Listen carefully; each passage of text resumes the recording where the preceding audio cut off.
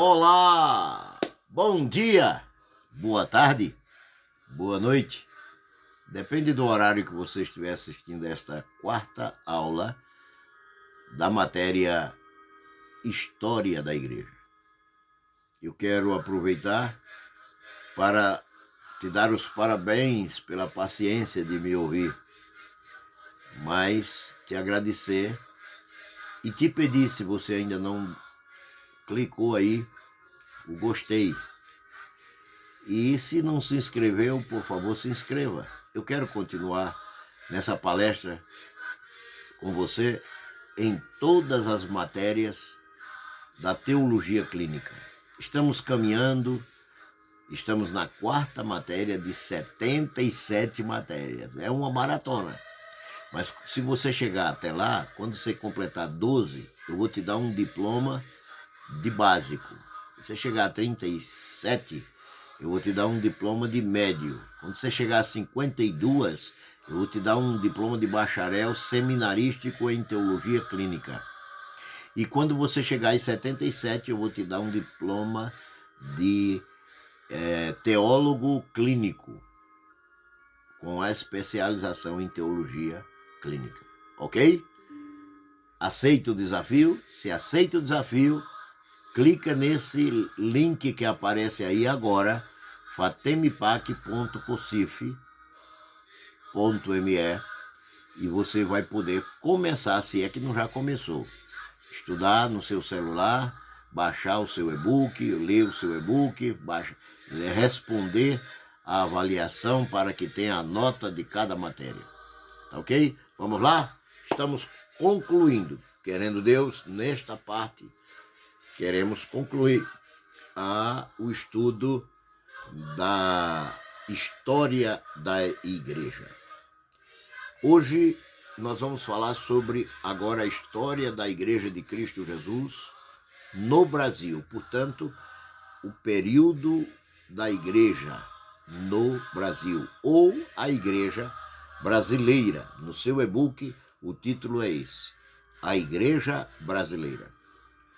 É um período anterior ao estabelecimento das missões estrangeiras. O aparecimento da reforma na Europa, a ambição dos príncipes reformadores e a concupiscência dos sacerdotes indignos da Igreja de Roma, a corrupção eclesiástica do clero da Santa Sé, são atribuídas às necessidades religiosas vivenciadas pelos ocidentais no final da Idade Média e ao fracasso da Igreja Católica de Roma diante das aspirações religiosas que ela mesma originou. Mas ela não teve condições de responder satisfatoriamente ao povo. Esta incapacidade espiritual de satisfação das necessidades religiosas provocou uma sede espiritual profunda que acabou por transformar tudo e todos em busca de uma evolução teológica numa verdadeira angústia doutrinária. Entre o século XVI, entre o século XIV e o século XV, a superficialidade das devoções populares estabelecidas, o que estabeleceu a concepção de um Deus todo-poderoso, puro e santo, mas inefável, terrível e distante das suas criaturas. Diante desse Deus puro em relação ao mal e ao homem que sentia o seu pecado, o abismo era tão grande que alguns exclamavam que é necessário que eu faça para ser salvo. Para este clamor, a Igreja Católica de Roma respondia com as indulgências, as penitências, com as suas atividades políticas e os escândalos dos papas, até com os prelados e abados. Um clero preocupado só com as questões seculares. As necessidades religiosas da época e a crise sacerdotal eram satisfeitas através de livros devocionais e de orações idólatras e vazias de inspiração divina, que eram colocadas à disposição das pessoas ao mesmo tempo em que eram proibidas a leitura da Bíblia Sagrada. Chegavam a dizer que quem lia a Bíblia e não fosse padre ficava doido. Assim, criava-se na cabeça dos fiéis uma piedade individualista e leiga, utilizada nos cultos domésticos, constituindo o culto cristão em um mero ato religioso divorciado da verdade bíblica, distanciando as pessoas cada dia mais da verdade defendida pela palavra de Deus. Nesse clima de cristandade popular, criava-se a plataforma ideal para a criação da reforma protestante, como alternativa espiritual para uma vida de comunhão com Deus. Não o Deus da Inquisição, mas o Deus da misericórdia em Cristo Jesus, Senhor e Salvador de todos os que invocavam em espírito e em verdade. A situação espiritual e eclesiástica do Brasil imperial é o que nós queremos refletir agora. O pastor metodista norte-americano Kinder, em seu livro Remanescente de Viagens e Permanências no Brasil, conta suas experiências e aventuras na distribuição de Bíblias durante a menoridade do imperador Dom Pedro II. Afirmava que havia uma insuficiência numérica de clérigos seculares no norte e no sul do país. Esta insuficiência foi sublinhada e lamentada em um relatório apresentado à legislatura imperial de 1843. O então ministro da Justiça e Negócios Eclesiásticos, depois de um inquérito publicado no dia 9 de setembro de 1842, escreveu o seguinte: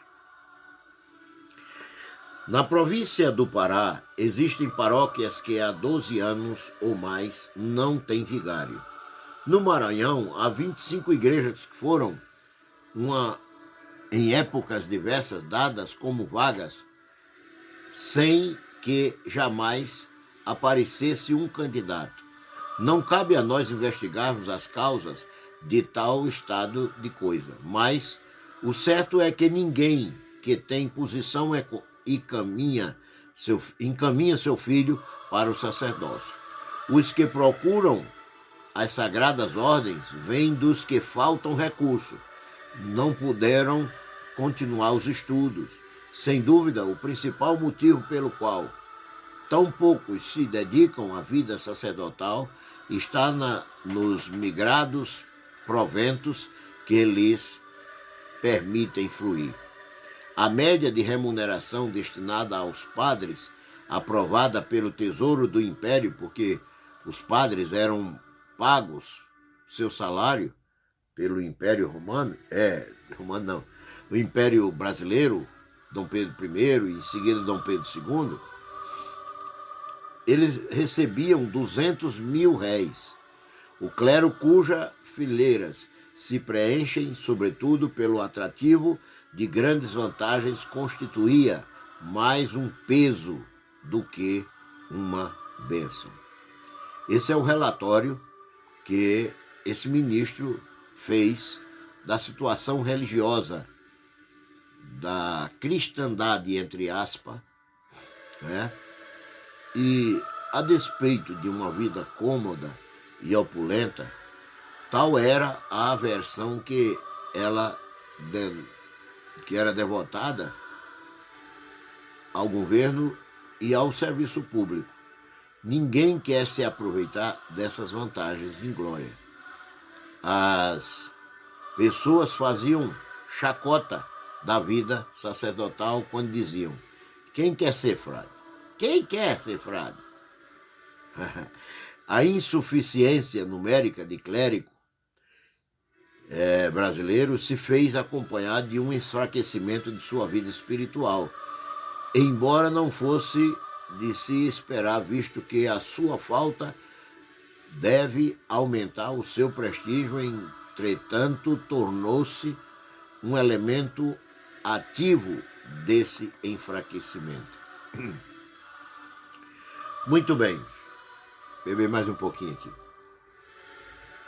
O reverendo Kinder relata que muitas vezes graves imputações aos costumes do clero, feita por parte de pessoas simpáticas ao clero católico de Roma, não conduziam com realidade aos graves fatos, tais como ele relata no livro já referido com as seguintes palavras: a educação e a moralidade retrogradaram desde a Revolução e o clero atualmente é mais ignorante e menos respeitável que o de alguns anos atrás. Mais profundo e geral que essa decadência moral foi o declínio de espírito apostólico entre esses sacerdotes, que por muitas razões já não acreditavam muito em sua missão. Esse é o quadro da Igreja Católica pintado nos finais do Império Romano, ou do Império Brasileiro, nos finais do governo de Dom Pedro II. Quanto ao liberalismo brasileiro e o joanicismo do clero anticlerical oficial, nós vamos deixar para você ler no e-book, para ganharmos tempo e porque julgamos assim um pouco desnecessário nesse momento. Vamos para a nossa reflexão no seu e-book, no capítulo que trata do reformismo de Estado do Feijó e a primeira propaganda protestante do brasileiro, que não foi luterana. Veja só, a reforma cismática foi procedida de um reformismo de Estado que buscou um avivamento nas igrejas através de medidas oficiais. Foi aplicada na França por Francisco I e sua irmã Margarida e o famoso bispo Guilherme Briconet. Aí eu não sei falar francês, estou chutando, viu? Provocou fazer de sua diocese exemplo desses reformismo real. E apesar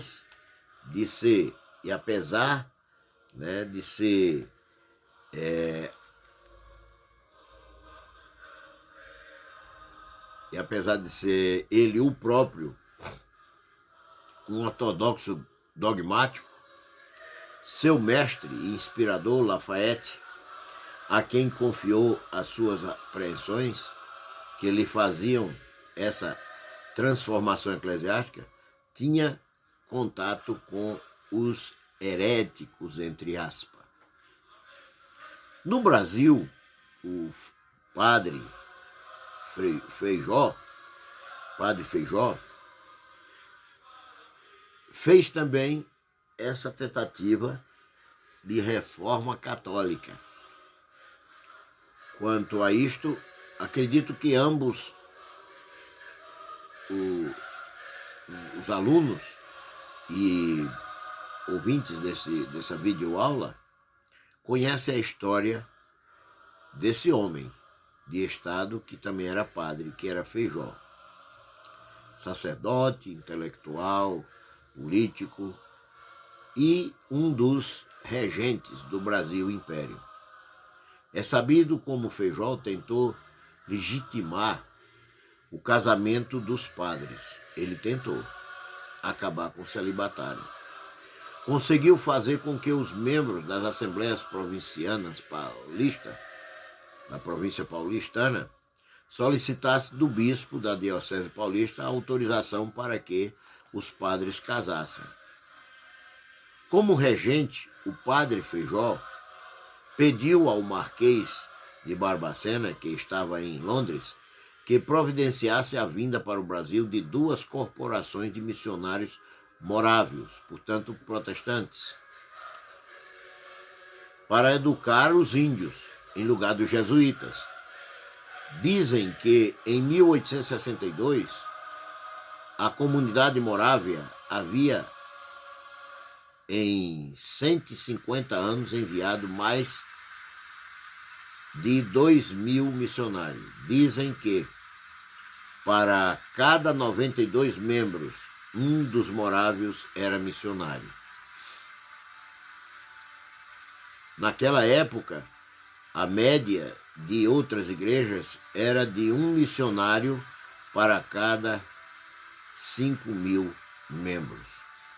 Feijó, em seu discurso no dia 3 de maio de 1838, na reunião de um concílio nacional que separou o Brasil de Roma, declarou o império como sendo um patriarcado autônomo, uma espécie de igreja anglicana transformada para o Brasil. História do Protestantismo Brasileiro, editora Haste, página 40. São esses dados que nós damos até aqui, que estão lá. Essas manifestações de oposição no domínio papal eram vistas pelos protestantes como um sinal de reformismo estatal na coroa imperial brasileira. Entretanto, o apego do povo brasileiro aos santos fazia com que os primeiros missionários protestantes se utilizassem dessas crendices para destacar a experiência que estes santos tiveram com Cristo, aceitando como Salvador e tornando-se santo. Assim, os ídolos foram um gancho para a evangelização do povo brasileiro, mostrando que o povo brasileiro também podia ser santo conforme aqueles santos, porque aqueles santos da Igreja Católica foram porque creram em Jesus como Salvador. E por aí nós prosseguimos com essa parte da história no Império, né? E chegamos a mais detalhes lá no seu e-book, e chegamos aos primeiros missionários estrangeiros e às primeiras manifestações de um protestantismo brasileiro autônomo. A reforma planejada pelo padre Feijó não deu certo. O surgimento dos missionários protestantes no governo de Dom Pedro II deu resultados admiráveis que fez brotar o protestantismo com características autóctones, influindo a partir daí na vida religiosa do povo brasileiro. Quais foram as circunstâncias favoráveis ao protestantismo brasileiro? A primeira delas foi a disposição do próprio imperador Dom Pedro II, e a segunda foi a circunstância da necessidade que o país tinha, na época, de imigrantes estrangeiros para o desenvolvimento comercial e industrial. Dom Pedro II era mais temente a Deus do que Dom Pedro I, seu pai, que, segundo se diz, pouco lhe interessava a vida religiosa. Já Dom Pedro II não era um ferrenho defensor do catolicismo, apesar de ser um profundo respeitador da religião católica romana. Joaquim Nabuco descreve esse lado da personalidade de Dom Pedro II da seguinte forma: Dom Pedro possuía um espírito profundamente imbuído de preconceito antissacerdotal. Não era anticlerical, porque não via perigo por parte do clérigo. Mas o que não lhe inspirava interesse era a vocação religiosa destes. Aos seus olhos, de homem de estudo, insaciável de conhecimento, o clero e o militar eram, evidentemente, se não duas inutilidades, pelo menos duas necessidades que ele queria utilizar. A primeira, para mestres de escola ou professor de universidade. A segunda, para transformar em um matemático, químico ou engenheiro. Essa é a definição dada por Joaquim Nabuco da personalidade do governo e das atitudes de Dom Pedro II. Essa atitude positivista de pretender servir-se da igreja no terreno social sem um grande interesse por sua mensagem espiritual, deveria proporcionar grandes facilidades aos primeiros missionários protestantes, apreciados por Dom Pedro II pelos seus conhecimentos e pelos seus serviços que poderiam prestar. O protestantismo religioso desse missionário não era muito interessante aos olhos do imperador. Não representava, entretanto, para os direitos do Estado o mesmo perigo que o catolicismo. Por outro lado, eram dos países protestantes que ele esperava a imigração tão necessária ao Brasil daquele momento. Dom Pedro II chegava a dizer o seguinte: meu governo empenha-se com particular interesse na tarefa de promover a colonização, da qual depende essencialmente o futuro do país. Discurso do Trono, em 3 de maio de 1855. Nisso aparece Robert High Kingsley e o estabelecimento das bases legais para um protestantismo brasileiro. Robert Kingsley era um médico escocês que se radicou na Ilha da Madeira por causa do estado de saúde de sua esposa, onde fundou, em 1838, uma obra aliada ao Ministério de Assistência Médica Beneficente.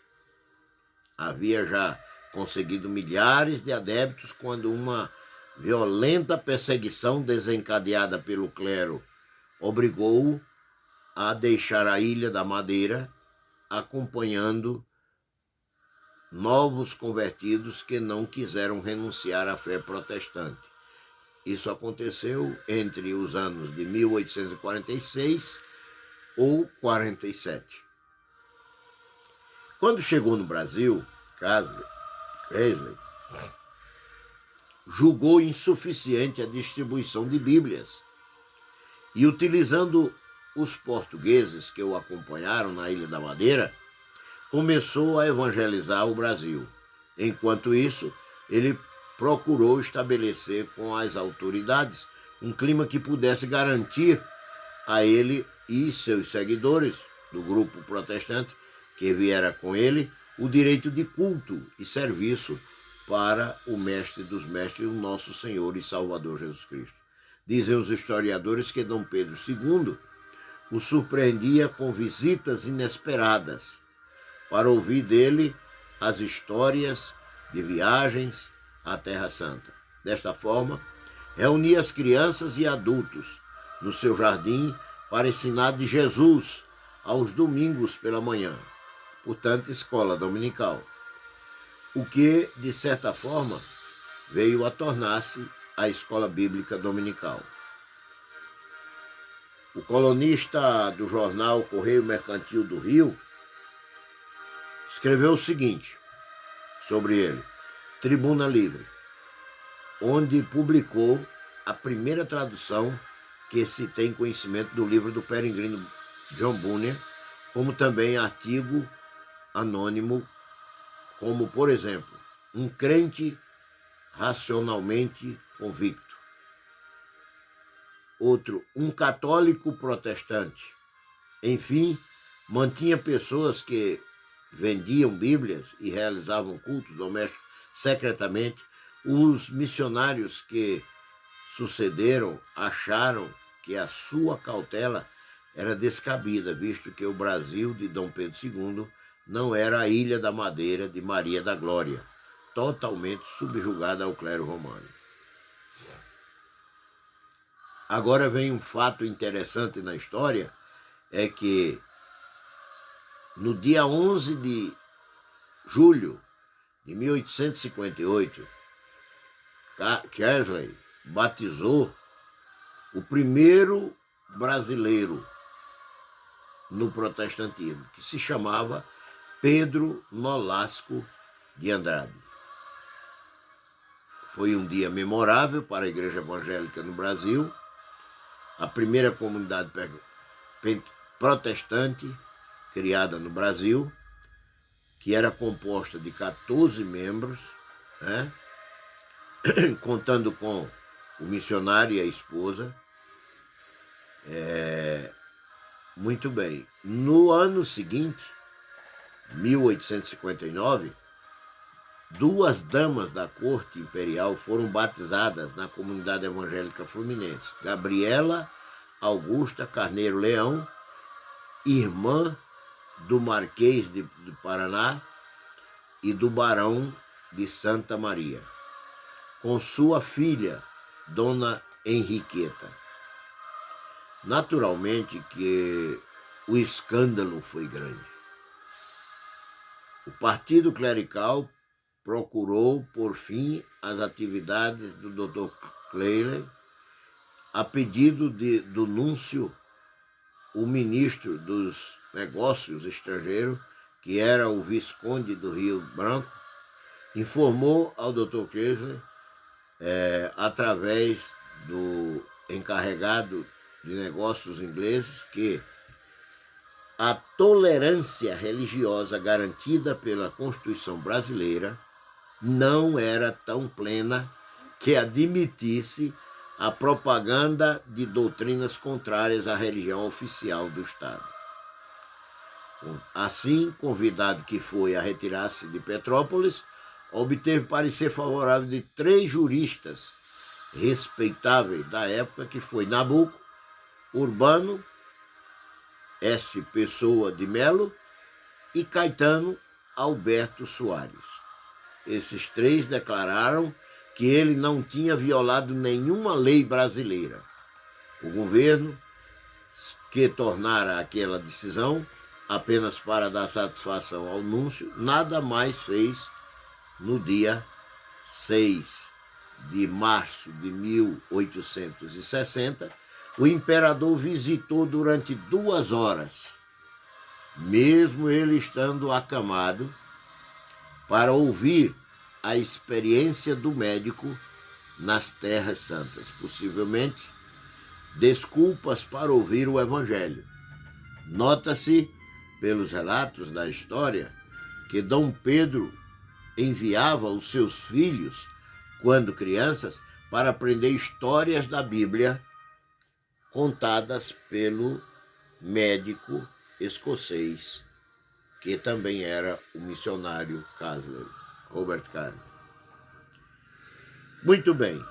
Aí, para a próxima aula, a 5ª aula, nós vamos tratar sobre o início das perseguições católicas aos protestantes no Brasil. Até lá, se Deus quiser.